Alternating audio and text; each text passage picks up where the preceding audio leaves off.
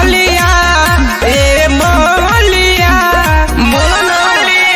अरे रंग न देब हम अपनी गलिया, बिगाड़ल लागता तोहर चलिया, बिगाड़ल लागता तोहर चलिया।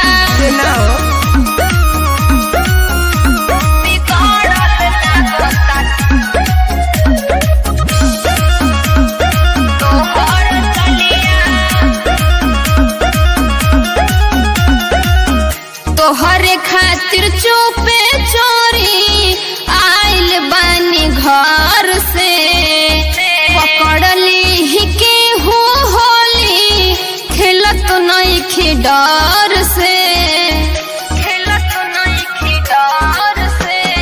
यारवा के साथ होके काहे डरलू, लागता कि हमरा से प्यार न करलू, काहे बुझत नहीं को हमारी हलिया ए मोलिया। अरे रंग न देब हम अपनी गलिया, बिगाड़ल लागता तोहर चलिया, बिगाड़ल लागता तोहर चलिया।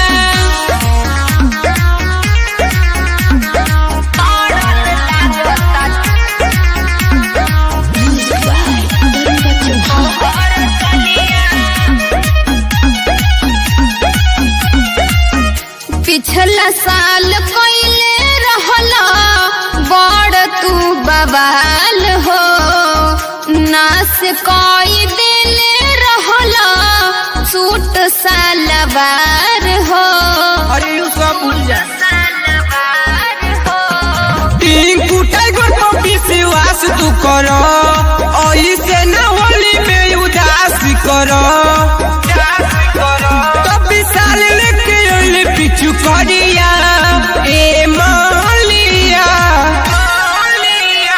रंग न देब हम अपनी गलिया, बिगाड़ल लागता तोहर चलिया, बिगाड़ल लागता तोहर चलिया। अरे रंग लेवे दो, बहाना मत करो।